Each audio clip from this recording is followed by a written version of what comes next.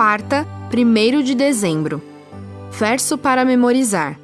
Lembrem-se e não se esqueçam de como no deserto vocês provocaram o Senhor a ira.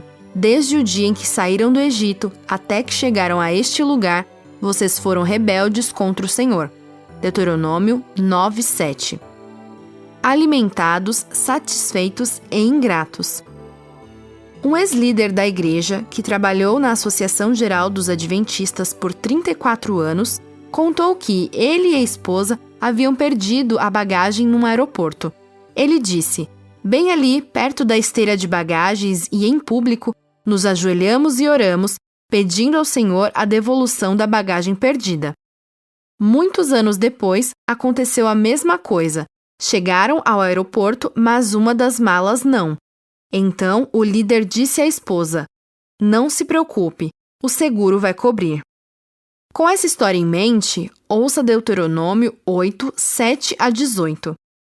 Porque o Senhor, o Deus de vocês, os faz entrar numa terra boa, terra de ribeiros de águas, de fontes, de mananciais profundos, que saem dos vales e das montanhas, terra de trigo e cevada, de vinhas, figueiras e romanzeiras, terra de oliveiras, de azeite e mel, terra em que vocês não terão escassez e em que não lhes faltará nada, terra cujas pedras são ferro e de cujos montes vocês extrairão o cobre. Vocês comerão e ficarão satisfeitos, e louvarão o Senhor seu Deus pela boa terra que lhes deu. Tenham o cuidado de não se esquecer do Senhor seu Deus, deixando de cumprir os seus mandamentos, os seus juízos e os seus estatutos que hoje lhes ordeno.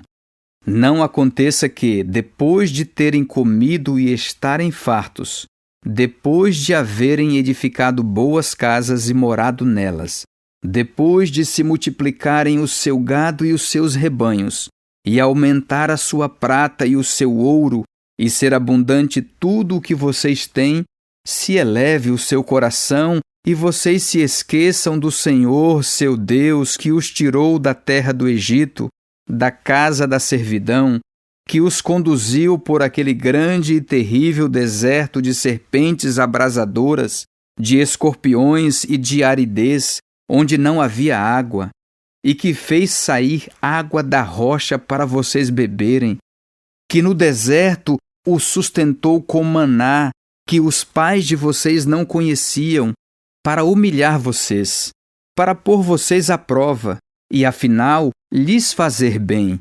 Portanto, não pensem, a minha força e o poder do meu braço me conseguiram estas riquezas.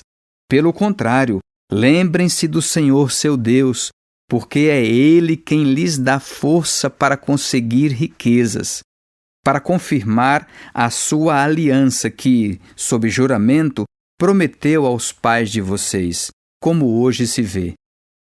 Pergunta 6. Que advertência o Senhor deu ao povo e o que isso significa para nós hoje? Veja o que a fidelidade dos israelitas ao Senhor lhes traria. Eles não apenas possuiriam uma terra maravilhosa e rica, em que não teriam escassez e em que não lhes faltaria nada, mas seriam extremamente abençoados ali com rebanhos, manadas, ouro, prata e belas casas, ou seja, teriam todo o conforto material que esta vida oferece. Mas e então? Eles enfrentariam o perigo que acompanha a riqueza e a prosperidade. Esquecer que é o Senhor quem dá força para obter riquezas. Talvez não no início, mas com o passar dos anos, quando tivessem todo o conforto material que desejassem, eles se esqueceriam do passado e de como o Senhor os havia conduzido por aquele grande e terrível deserto. Eles, de fato, pensariam que sua própria inteligência e talentos fossem a causa de todo o seu sucesso. O Senhor os estava advertindo contra esse perigo. Infelizmente, quando lemos os profetas posteriores, vemos que foi isso que aconteceu com eles. Assim, em meio a essa prosperidade, Moisés os exortou a lembrar que o Senhor tinha sido a fonte de sua riqueza. Por isso, não deviam ser iludidos pelas bênçãos materiais nem confiar nelas. Séculos depois, o próprio Jesus alertou na parábola do semeador, sobre a fascinação da riqueza. Não importa quanto dinheiro e bens materiais tenhamos, somos todos de carne e osso esperando a morte. O que isso nos diz sobre os perigos que vêm da riqueza?